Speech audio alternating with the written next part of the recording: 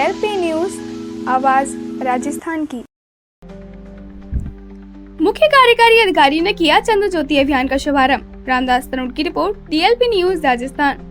धौलपुर जिले की खबर। जिला परिषद मंजरी और पीरामल फाउंडेशन धौलपुर के सहयोग से जिला परिषद सभागार में चंद्र ज्योति अभियान का शुभारंभ किया गया।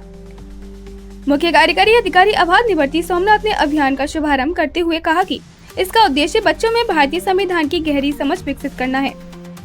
उन्होंने बताया कि अभियान विद्यार्थियों को जिम्मेदार नागरिकता सिखाने और बाल संसद के माध्यम से लोकतांत्रिक प्रक्रियाओं के बारे में भागीदारी सुनिश्चित करने के लिए प्रेरित करेगा। इस अभियान के तहत छात्रों को संविधान के उद्देश्य का मौलिक अधिकार और कर्तव्य, नीति निर्देशक सिद्धांत और अन्य महत्वपूर्ण पहलुओं के बारे में जानकारी दी जाएगी।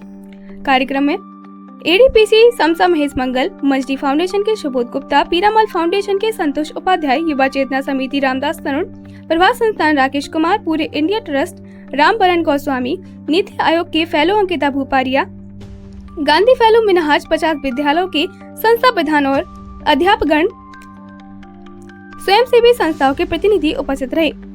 छात्रों को बाल संसद के माध्यम से लोकतांत्रिक प्रक्रियाओं में भाग लेने का अवसर प्रदान करने की दिशा में यह एक महत्वपूर्ण कदम है।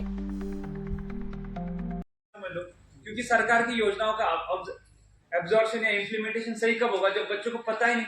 अब लड़की को लगता है कि टैबलेट के साइड इफेक्ट होगा, तो चक्कर डर में फेंक देती, सामने ऐसे करते और बाद में फेंक देती। तो एनीमिया का जो पर्पस के लिए आपको काम करना पड़ता है, जब पाएगा को जरूरत ही नहीं पड़ेगी। सरकार ऑलरेडी बहुत कुछ कर रहा है, जो धरातल पे इम्प्लीमेंटेशन नहीं रहे उसके लिए सब चीजें चल रही है। आपका काम, मेरा काम, ये काम, सब लोग we are working as a system.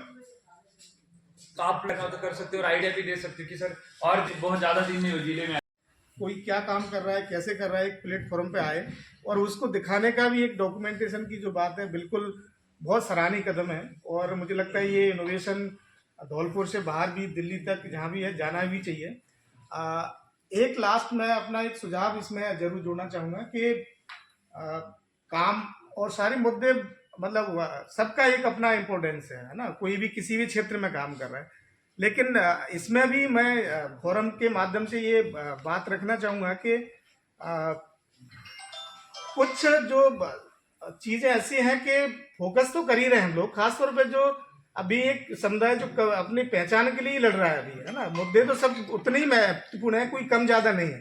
पर फोरम से मैं इतना जरूर करूँगा निवेदन कि कुछ चीज़ों में थोड़ा सा फोकस करने की ज़रूरत है और उसमें कहीं भी मौका मिले, सारे साथी NGO के साथी जो काम कर रहे हैं, तो एक समुदाय जिसको हम घुमंतु कह रहे हैं, वो आज भी अपनी पहचान के लिए लड़ रहा है। योजनाओं का लाभ बाद में मिलेगा, विकास बाद में होगा, या बच्चे बाद में पढ़ेंगे लिखेंगे, लेकिन अभी वो अपनी आइडेंटिटी नहीं है उसकी कोई भी, कि मैं यहाँ का निवासी हूँ, 40 साल से 50 साल से रह रहा है और उसके पास में बेसिकली ये कहने को नहीं है कि मैं इस गाँव का निवासी हूँ।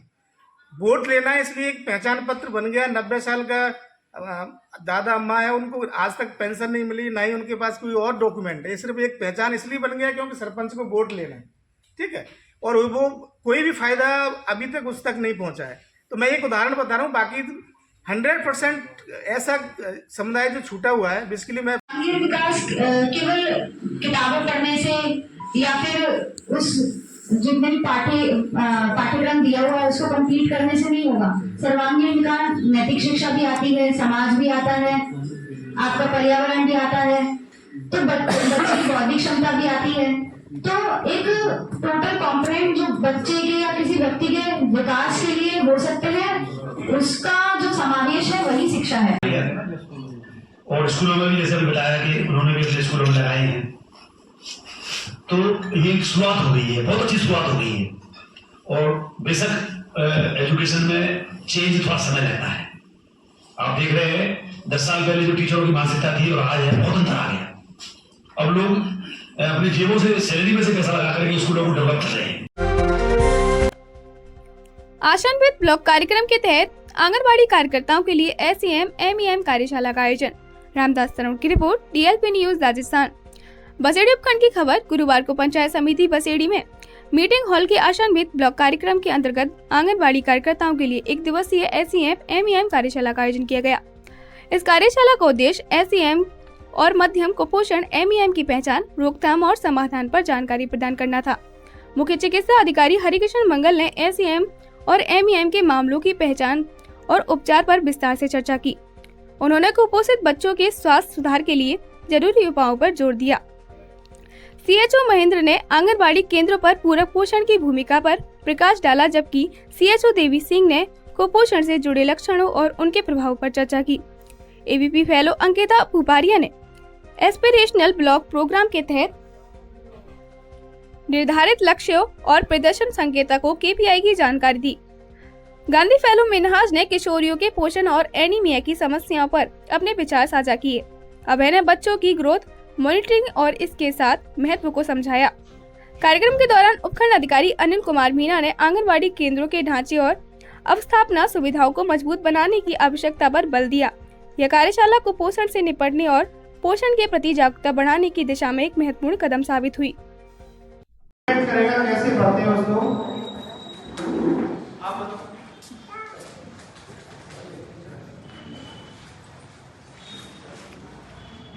कैसे भरती है? बच्चे की जानकारी पता होना चाहिए। मतलब बच्चे की उम्र पता होना चाहिए। सबसे पहले उम्र पता होगा। समय पर बीमा मतलब रामदास तरुण LIC अभिकर्ता। हमारे यहाँ भारतीय जीवन बीमा निगम और यूनाइटेड इंडिया इंश्योरेंस कंपनी से संबंधित हर बीमा कार्य किया जाता है, चाहे हो वाहन बीमा, जीवन बीमा या नया LIC बीमा। हर सेवा संतोषजनक और आसान तरीके से अपनी गाड़ियों का बीमा कराएं। बाइक, ट्रैक्टर, कार, बस या ट्रक सभी के लिए उपलब्ध। नया LIC बीमा करवाने के लिए तुरंत संपर्क करें। पता गर्ल्स स्कूल के पास, बाड़ी, जिला धौलपुर, राजस्थान। फोन नंबर 9414710744 और 9928933084। राष्ट्रीय गौ सेवा संघ ने जिला कलेक्टर को सौंपा ज्ञापन। रामदास तरुण की report, DLP news Rajasthan. Dholpur जिले के बाड़ी उपखंड में आज राष्ट्रीय गौ सेवा संघ के पदाधिकारियों ने जिला कलेक्टर को एक ज्ञापन सौंपा, जिसमें जिले के आवारा पशुओं और गौ संरक्षण से जुड़ी समस्याओं के समाधान की मांग की गई। संघ ने ज्ञापन में बताया कि जिले में गौशालाओं की स्थिति दयनीय है और आवारा गौवंश के कारण किसानों को फसल बचाने में कठिनाइयों का सामना करना पड़ रहा है। आवारा पशुओं की देखभाल के लिए पर्याप्त व्यवस्था न होने के कारण गौवंश सड़कों पर दुर्घटनाओं का शिकार हो रहे हैं। ज्ञापन में गौशालाओं के लिए अधिक अनुदान, पशुओं के लिए चिकित्सा सुविधाएं और गौवंश की सुरक्षा के लिए प्रभावी योजनाओं लागू करने की मांग की गई। संघ ने जिला प्रशासन में इस दिशा की शीघ्र कदम उठाने का अनुरोध किया। इस अवसर पर संघ के अध्यक्ष और कई कार्यकर्ता, अंजनी पाराशर, शिवम भारद्वाज, मोनू तिवारी आदि कार्यकर्ता उपस्थित रहे।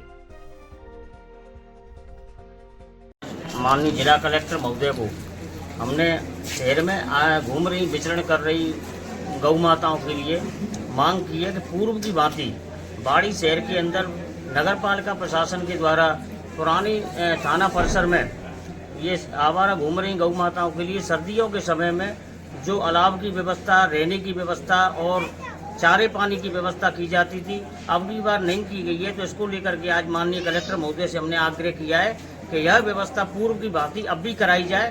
तो माननीय कलेक्टर महोदय ने तुरंत नगर पालिका के प्रशासनिक अधिकारियों के लिए निर्देश दिए हैं कि यह कार्रवाई आज से ही इसकी चालू की जाए।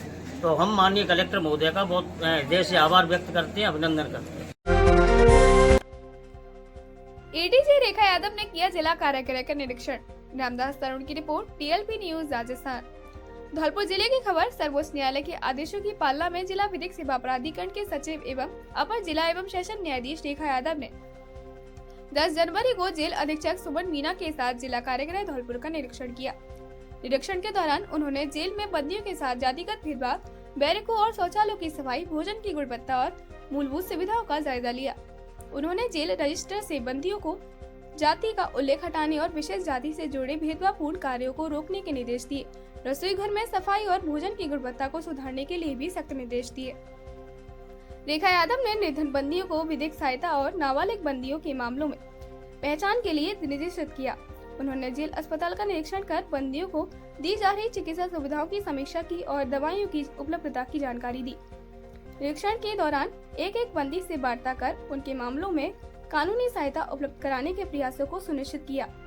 इस अवसर पर chief legal aid defence counsel Amit Kamthan, deputy chief Pappu Singh Gurjar, assistant Deepak Singh Sikarwar, jail clinic के PLB इंद्रेश शर्मा, प्राधिकरण के कर्मचारी एवं जेल स्टाफ मौजूद रहे। इच्छापूर्ति फाउंडेशन ने मनाया विश्व हिंदी दिवस और जन्मदिन को अनूठा जश्न। रामदास तरुण की रिपोर्ट, DLP न्यूज राजस्थान। वाड़ी उपखंड की खबर इच्छापूर्ति फाउंडेशन ने समाज सेवा का उत्कृष्ट उदाहरण प्रस्तुत करते हुए विश्व हिंदी दिवस और कुमारी अन्या उम्र 4 वर्ष पुत्री अमित कुमार बिंदल अग्रसेन कॉलोनी के जन्मदिन पर गौ माता और बंदरों की सेवा का आयोजन किया। इस अवसर पर कार्यक्रम में बंदरों को गुड़ चना, ताज़ा रोटियां और केले वितरित किए गए, जबकि गौ माता को हरी घास और सब्जियां अर्पित की गई। इस अवसर पर अमित कुमार बिंदल ने कहा, बच्चों के जन्मदिन पर गौ सेवा और वन्य जीव सेवा करना हमारी संस्कृति और नैतिक मूल्यों को सहेजने का प्रयास है, जो अद्भुत आनंद और संतोष प्रदान करता है। कार्यक्रम के तहत वन विभाग और लटीला बाबा क्षेत्रों में वन्य जीवों को भोजन वितरित किया गया।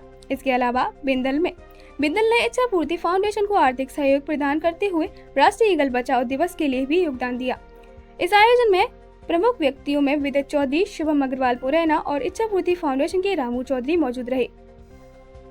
आप देख रहे हैं DLP न्यूज, राजस्थान की हर छोटी बड़ी खबर सबसे पहले, सबसे सटीक।